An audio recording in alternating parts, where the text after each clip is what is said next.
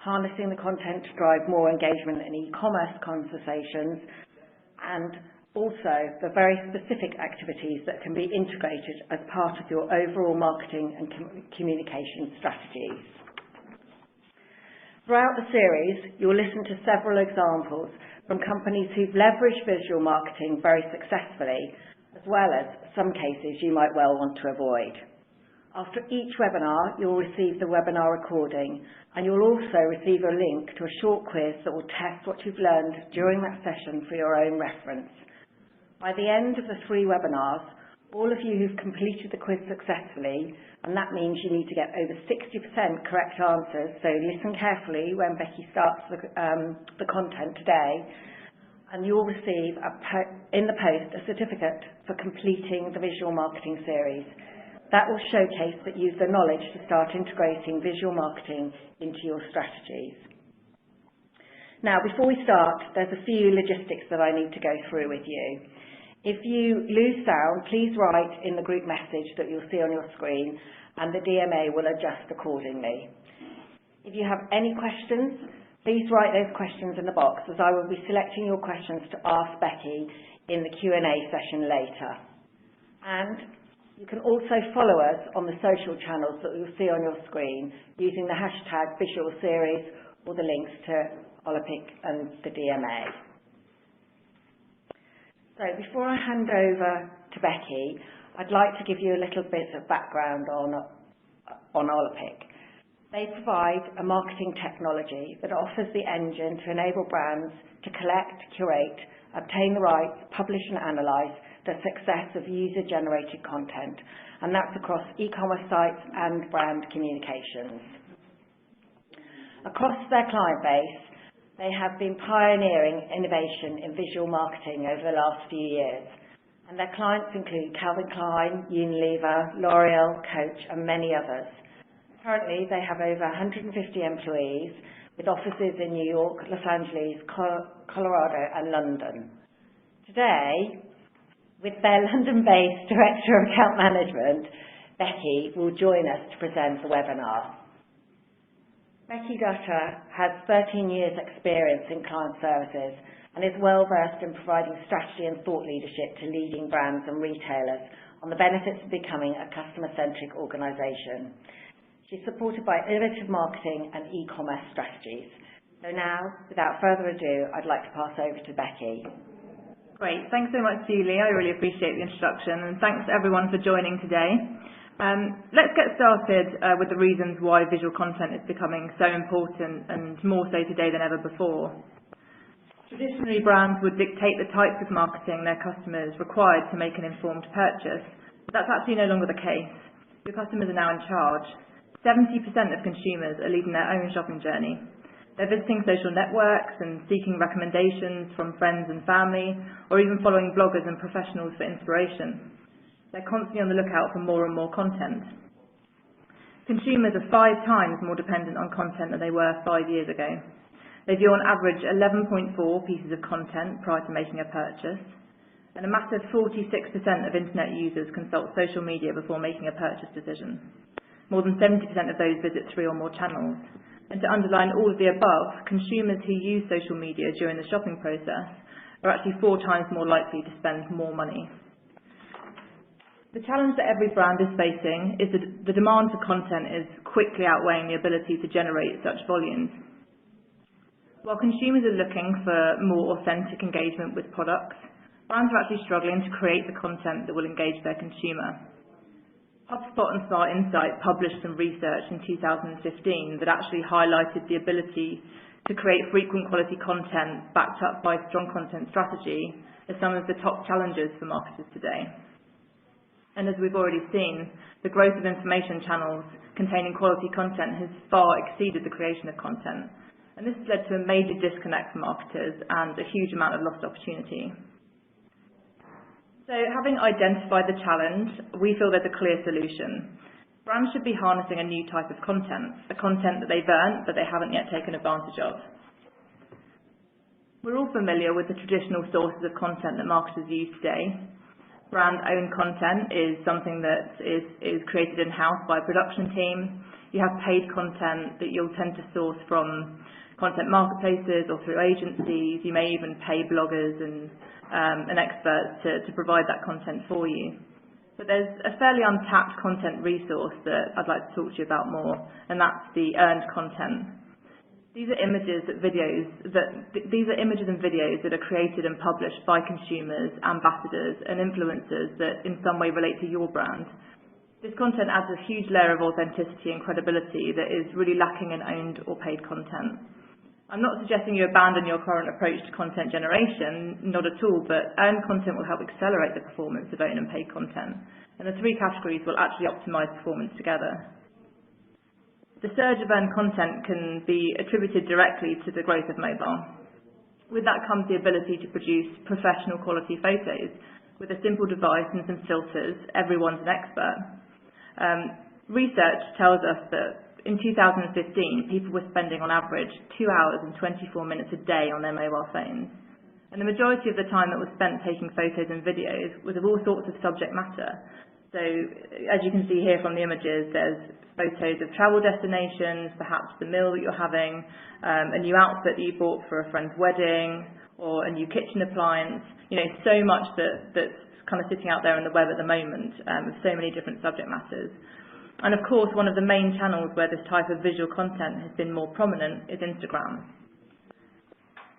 Currently, Instagram has over 400 million active users who share on average 80 million pieces of content a day. Although a large percentage of these posts contain hashtags from brands, products and services, we find that most companies are still not taking action with this content beyond perhaps liking it or occasionally adding a comment. So how can brands make the best use of this social platform?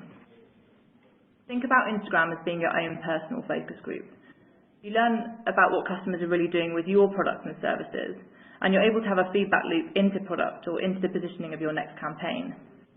Instagram enables you to collect great images and videos from unique moments in time when people are interacting with your brand. You'll see here a really great example from Hyatt. You know, where somebody's been spending some time in a Hyatt hotel, and this is an experience they had whilst they were travelling. Instagram allows you to obtain the rights from consumers and republish content in your own Instagram account, which in turn drives further engagement with your brand when users are excited to see their own content selected by a brand that they love.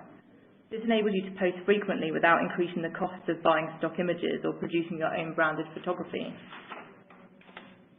It also helps you to identify those customers who love your brand that you may not be aware of yet. Those that post frequently with quality content and have a significant number of followers, you should be treating them as your brand ambassadors and actively creating activities and campaigns to get them even more engaged with your brand. You can also leverage the power of great visual content by promoting your best user-generated content via Instagram ads.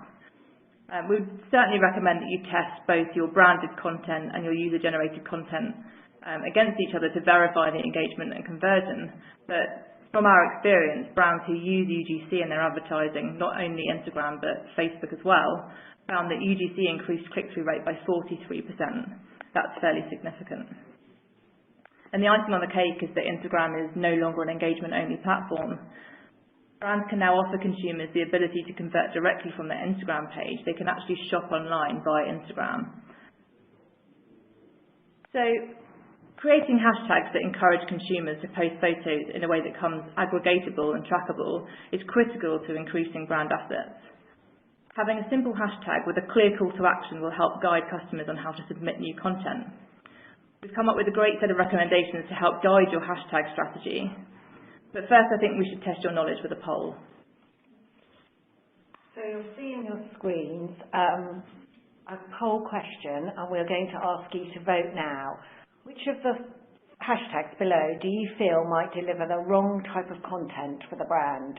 Hashtag Oasis for Oasis Fashion, hashtag Banana Fashion for Banana Republic, or hashtag FCUK for FCUK. You can vote now. So just waiting now for those votes to come in. Give Becky a little moment to have a glass of water.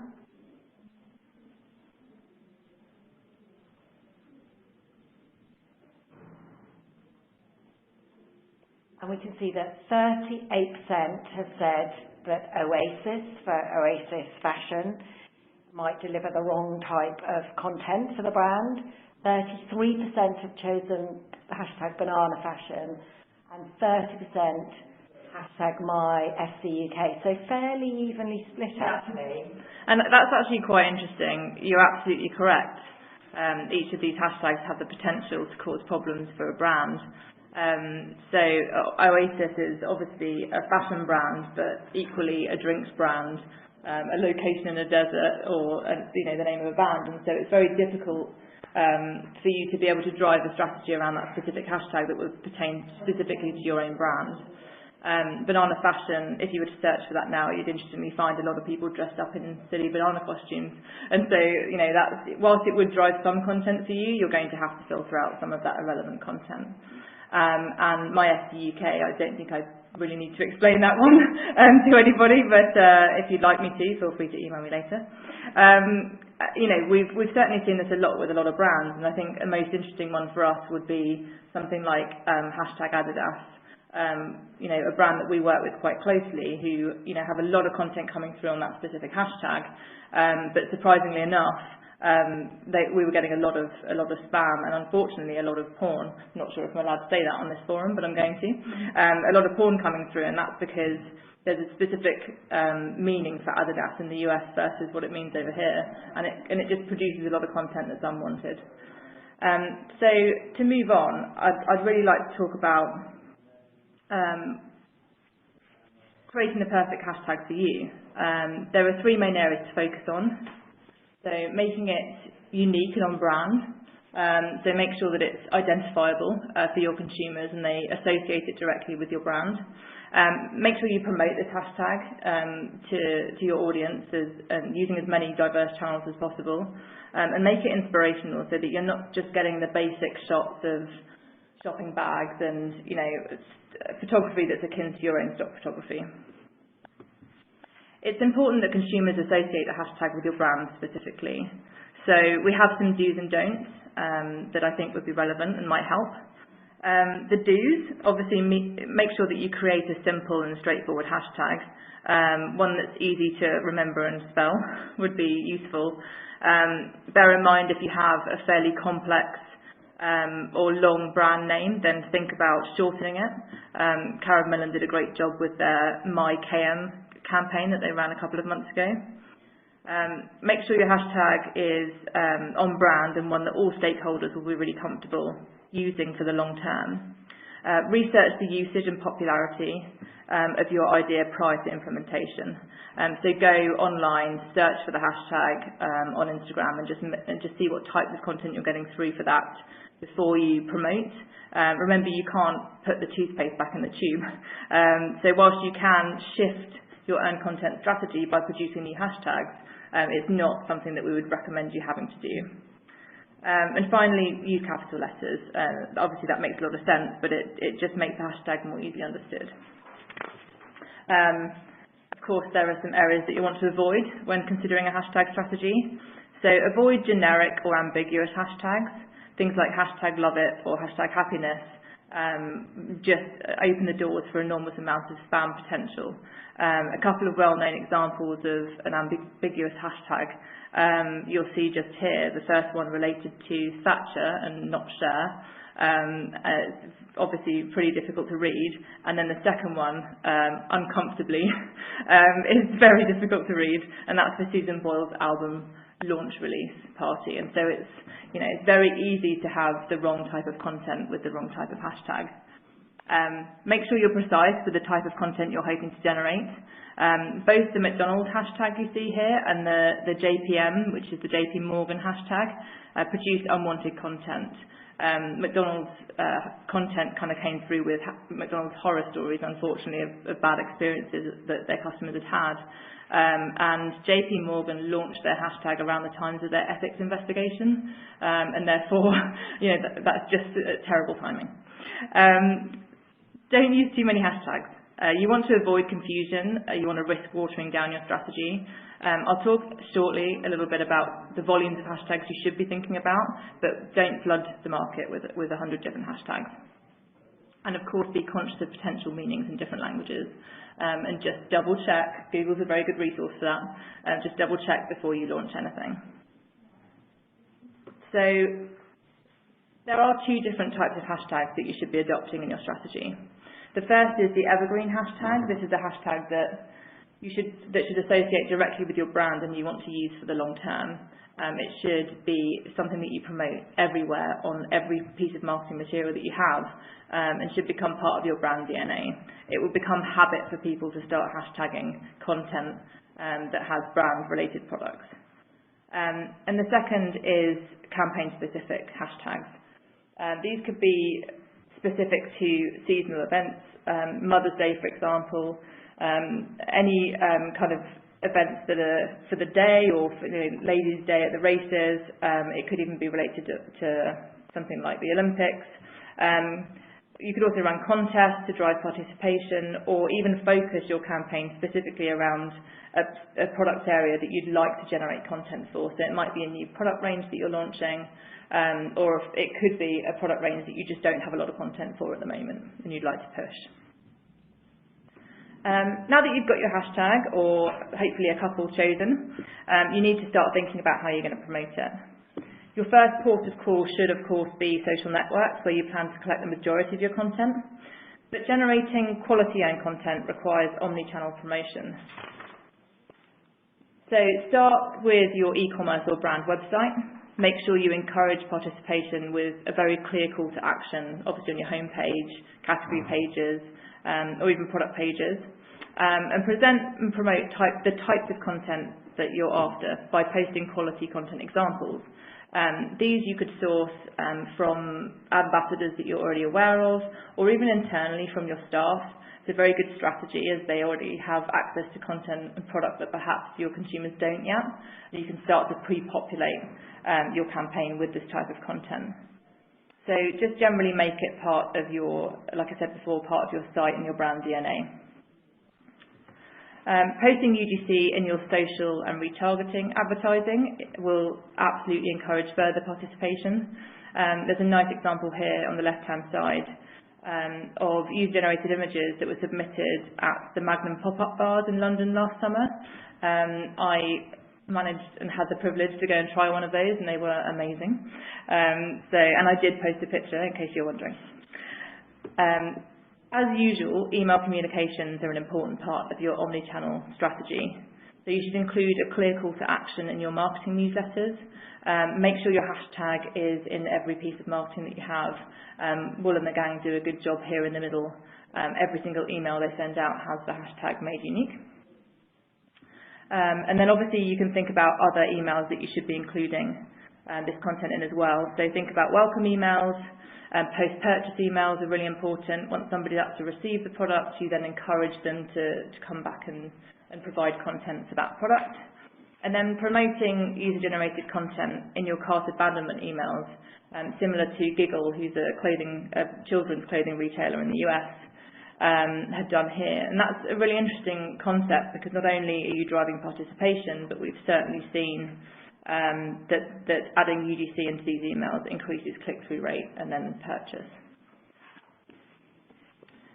There are many other offline channels that you could use, obviously, to promote, such as catalogues and in product packaging, and even on billboards in Times Square. You'll see there's an example here from American Eagle, where they had the user-generated content on display as well as their hashtag. You get the picture. Sorry, that was a terrible pun. But you should definitely be using this in any kind of marketing opportunity, in any kind of distribution channel that you can think of. Think about where your contributor might actually be taking a photo. So a nice example here is the Miss Selfridge fitting rooms.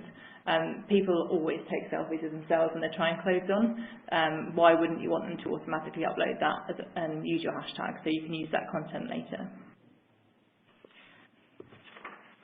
So by promoting your hashtag and the channels mentioned above, you're inviting your audience to transform from fans to brand content creators. You have the ability to guide the conversation and advise them on the types of content you wish to earn. You'll incentivise them by telling them that they could be featured by their favourite brand. So I wanted to show you a few ways to inspire them from our point of view and some best practices that we have. As I mentioned earlier, you should absolutely be displaying the types of ideal earned content that you want to see them contribute. A nice example here from Room and Board is a gallery page that they have up on their website permanently where they're displaying this content that's coming through. So not only are you seeing what types of content the brand wants, but you also feel like you may have the opportunity as a consumer to appear in that gallery, and that's really exciting. But also don't be afraid to be prescriptive. Include a few basic pointers on how to upload the content and how to share that content with the brand. Consumers always like a kind of helpful step-by-step guide. This is a really nice example from Simple Skincare, their Test the Water campaign. They had some nice content that they were displaying here so that it would inspire people as to what sorts of content they should be taking, what sort of photos they should be taking, and a very simple step-by-step process. Allow the consumers to connect with your brand on a deeper level as well, so that we're not just generating images of people's feet with shoes on, or the selfie in the fitting room is fairly standard content for Instagram. But think about kind of brand lifestyle type images that you may want to collect that connect with your brand specifically. This is a nice example from Lucy Let's Go, an active brand that engages with their consumers to share the lifestyle that's promoted regularly through their brand. So once you decide on your hashtag and start promoting them, a good way to extend the reach beyond your usual channels is by getting industry influencers and brand ambassadors involved in creating content and promoting it further to their audiences. Ambassadors could be from a variety of backgrounds, obviously celebrities that you feel are a good representation of your brand, industry bloggers or bloggers who already have a large following and are already probably contributing a significant amount of content for you. Your own staff are a great resource, I mentioned earlier. They probably have access to your product earlier than your consumer does, and more often than not they're spending money on it themselves, so why not have them contribute content? A good example here is from Kath Kidston, who sent out this internal note to encourage their staff to participate. And finally, the brand ambassadors that you'll begin to identify as your strategy evolves. The brand ambassadors are a little bit harder to identify. You have to listen attentively to who's mentioning your brand on social channels. But once you do that, you'll begin to identify who is or has the potential to be a top contributor, a true brand ambassador for you. There are social listening tools that can help you do this, but I'd like to show you quickly how, in the case of Olympic, our clients can identify their ambassadors. So this is the ambassadors section of our user interface. It allows brands to quickly identify valuable contributors by surfacing the amount of revenue that not only individual images drive for your brand, but also the total revenue driven by an active ambassador. That's really valuable information. You can also view social information per ambassador, which includes the number of followers and likes per photo, as well as the total number of likes they have. Interestingly enough, there's not necessarily a correlation between the amount of followers a user has and how influential their photo can be. So you're actually identifying consumers that perhaps don't have a big social presence, but are producing some excellent content for you to use.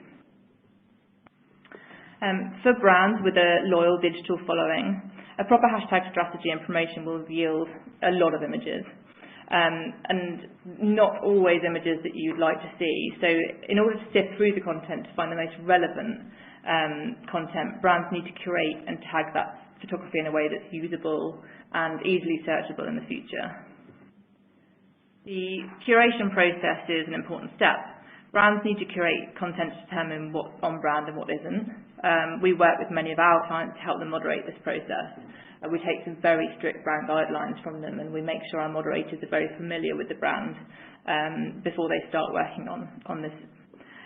But the next step, obviously, is the images should be tagged with various characteristics so that you can almost bucket them and use them in different areas and different marketing channels based on the content that they have. But in addition to this, you should be tagging them specifically to the product that's being featured in the photo. This will help to drive purchase traffic down the line and determine which products are gaining more attention, as well as how they're being used by consumers.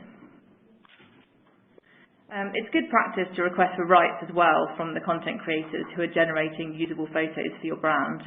Olapic works with brands to engage creators and turn them into loyalists and advocates by praising their creativity and use of the brand. Contacting them directly makes your followers feel loved, part of the brand and quite important, and allows you as a brand to repurpose this content anywhere, anytime. We do have some best practices around this, of course. Make sure your message is as personal as possible. Obviously, you can do this en masse, and you can design a message that feels like they're being touched by the brand, even if it's a mass-produced message. Make sure you choose a simple rights-approved hashtag that they can use in response to give you the rights to this content. Something like yes in your brand name is a very good example. And within that, make sure you add a link to your terms of use so they know exactly what they're saying yes to. So you can tell them exactly where you plan to use this content, or at least have the ability to use. To give you an indication of expected volumes that you can see, if you take our best practices and follow this strategy. Within less than a year of working with Olapic, we had a global hotel brand that curated over 3,500 rights-approved images. That's 3,500 pieces of content that they didn't have access to before, that they got access to very quickly and began to use in all of their marketing channels. If you follow all of our best practices, you'll be able to obtain a significant number of rights-approved images yourself that can really help define your marketing strategy. And the next step is really to understand what to do with your content once you have it. I'll be covering this in the next webinar of this series on the 6th of April, so obviously I hope to see you there. That actually concludes my presentation, and I really appreciate you guys hanging in there. I'd like to pass back to Julie. Thank you, Becky. That was really, really interesting. I can see that we've got quite a few questions that are coming through, but before I move over to the Q&A, I just wanted to let you know about today's giveaway. So if you want to tweet your top takeaway from today's webinar with the hashtag visual series, we will be selecting a random tweet to win a selfie stick and a few other goodies. So good luck with that. And can we pass to some of the questions now? So, first question that I have is around if I create a hashtag that ends up picking up the wrong imagery that I definitely don't want my brand to be associated with, how do I stop it? Okay, that's interesting. I think the most important thing, first and foremost, is to make sure you don't get yourself into that situation. Define your hashtag well by following the best practices that I've just been through, and make sure you use visual prompts, so examples of content that you'd like to see, so that encourages people to submit the right type of content. Having said that, if you are nervous and it's your first hashtag, for example, promote on social channels first, so you can kind of test the feedback that you'll be getting before adding it to any kind of more permanent marketing materials, so that you're not having, you've not put your brand message out there to everybody, and put a solid moderation process in place. That's probably the best option here when collecting, so that people are in there constantly making sure they're filtering out the content. And how do you manage that moderation process? Well, I think it depends on the brand. Obviously, at Olapic, we have a moderation team in-house. We have an automated process that takes out the spam that comes in through our tool. But then we have physical human beings that look at the brand's guidelines in detail, and then looks at the content and decides which ones align to the guidelines or not. And they filter out anything that's not relevant and pass the relevant stuff on to the brand. Okay, that sounds very thorough. I have another question here, Becky. Shall I pay users to obtain the rights to use their photos? You talked before, I think, about how to ask people if they would let you use them. So somebody's asking, how do you need to pay them? Yeah, no, that's a good question. We absolutely wouldn't advocate for you to pay any of your ambassadors or contributors for their content. They're actually really happy to contribute and happy to feel part of your brand already. They're already posting content, so there wouldn't really be a need. you could also lose the authenticity of your content. You do want this to be user-generated content. You do want consumers who come and look at this content to feel like it's something that connects with them directly. And I think if they felt that you were being paid, you were paying somebody for that content, it would be a tough one. But what I would recommend you do is, rather than paying up front, you can absolutely reward your top contributors. Thank them, give them free samples so that perhaps next time they'll think about you when they're using your product.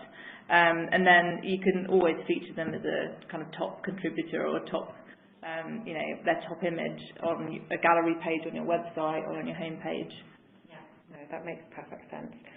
And then I think we might have time for one more question.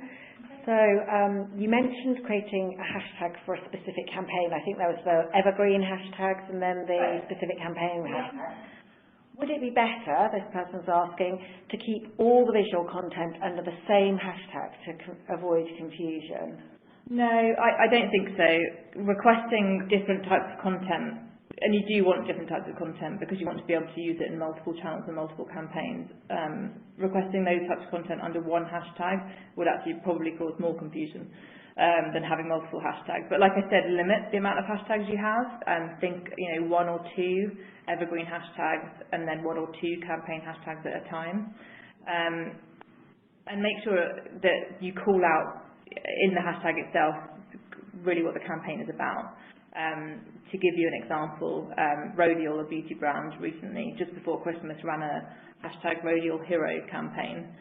Rodial is they have their evergreen hashtag and they're collecting content continuously, but they were actually interested to see what people's favourite products were. So what's your favourite lipstick?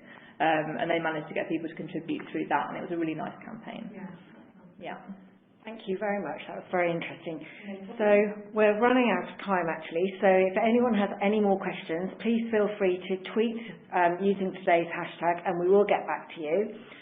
We'll also be sending out a recording in the next few days, so you can watch this webinar again in your own time. Also, once you disconnect, you'll see a short survey coming up. So please take a few moments of your time to answer the survey, as your feedback will really help us improve for the future. I want to thank everybody for attending today. I want to particularly thank Becky for her fantastic presentation, and I hope you'll be able to join us for the future webinars. We've got, as I say, this is the first one of 3, and the next one will be on the 6th of April. Thank you very much. Good afternoon.